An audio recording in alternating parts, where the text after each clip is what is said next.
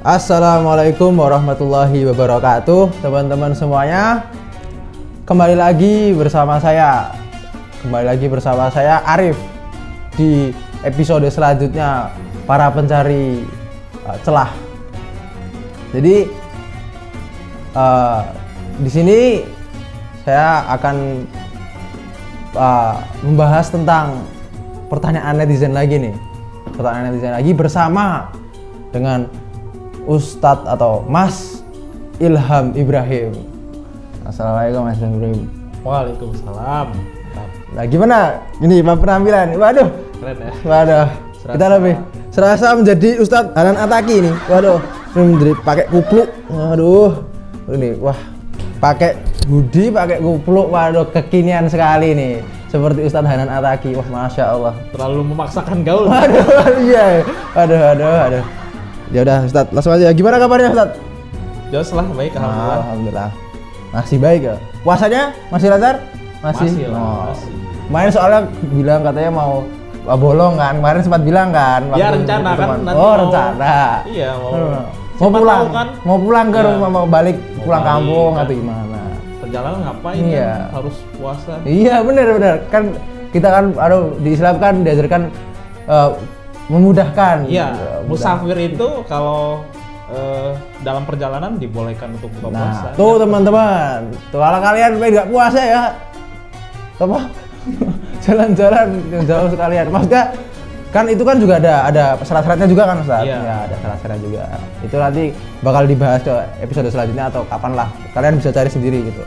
Ya, untuk episode kali ini kita bukan bahas hal itu ya. Itu tapi ada pertanyaan dari netizen nih tentang gini Ustaz, gini Mas. Jadi kan kalau di Islam itu kan jika kita menderita itu kan mendapat pahala kan. Iya, betul. Nah kalau ada nih orang yang berusaha membuat menderita dirinya sendiri, berusaha misalnya puasa yang harusnya bukanya jam pas maghrib dia bukanya isya. Nah itu gimana ya itu hukumnya gimana? Iya. Bukan soal hukum ya, ini soal sharing aja Ya. gitu.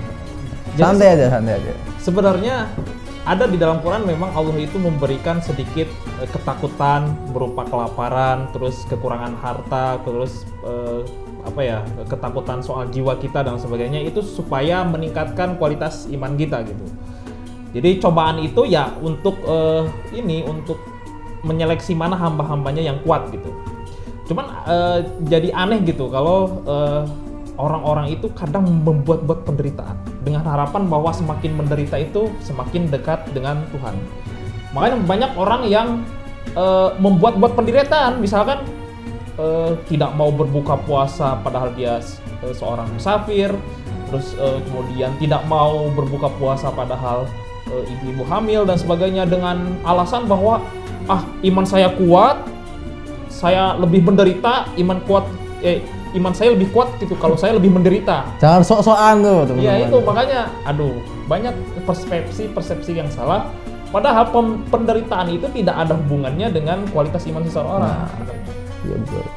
Makanya kan ada yang sampai tarawih 23 itu. Nah, ya itu ya. Ya. Padahal ya 11 saja sebenarnya udah cukup gitu Iya, kan. cukup. Udah ada petunjuknya juga, ada anjurannya juga. Nah itu tadi ya seperti yang dibilangin tadi sama Mas Ilham, bahwa saya tuh kita beragama itu jangan malah dipersulit, jangan itu. Tapi kita beragama itu dipermudah gitu. Iya benar, karena di dalam usul fikih itu dikatakan al-masyaqqatu tajlibut taisir, bahwa kesulitan itu justru nantinya mendatangkan kemudahan gitu. Di zaman Nabi pernah ada 3 orang sahabat. Jadi ketiganya itu mengaku beragama secara paling benar gitu. Karena yang pertama itu dia sholat malam dan tidak pernah tidur. Terus ada juga yang dia berpuasa dan tidak pernah berbuka.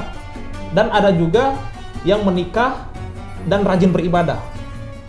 Maksudnya yang ketiga itu rajin beribadah tapi tidak menikah.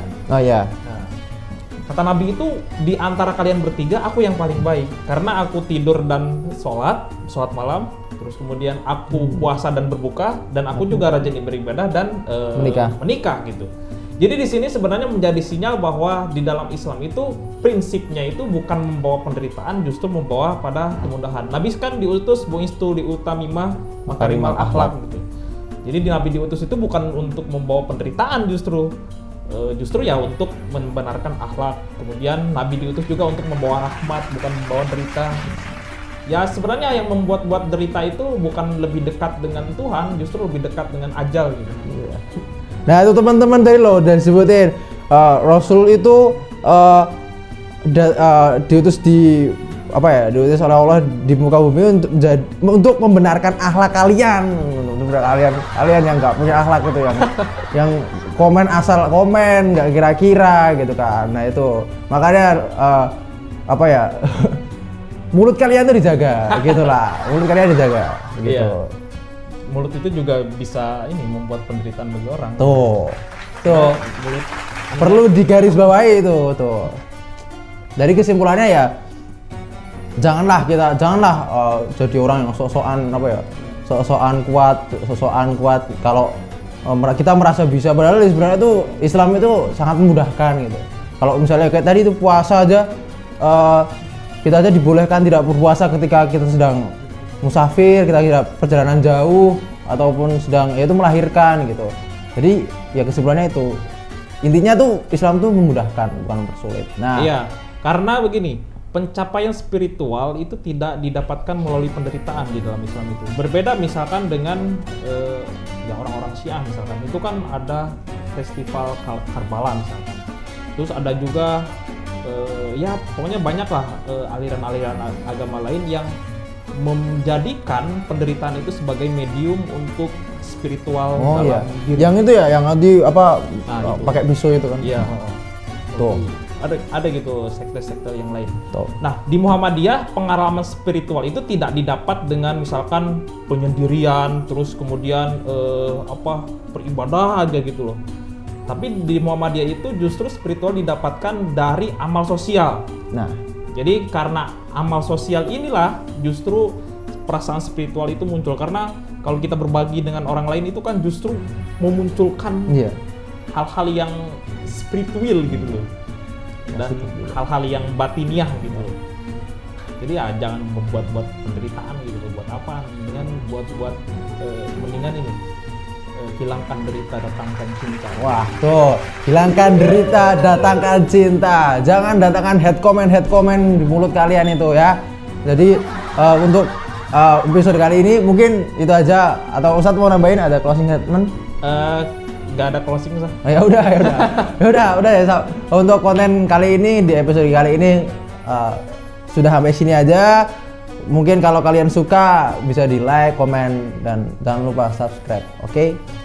Dan jangan lupa nyalakan lonceng notifikasi agar kalian tidak ketinggalan konten-konten kami selanjutnya. Terima kasih. Nun wal qalami wa ma yasturun fastabiqul khairat. Wassalamualaikum warahmatullahi wabarakatuh. Waalaikumsalam warahmatullahi wabarakatuh.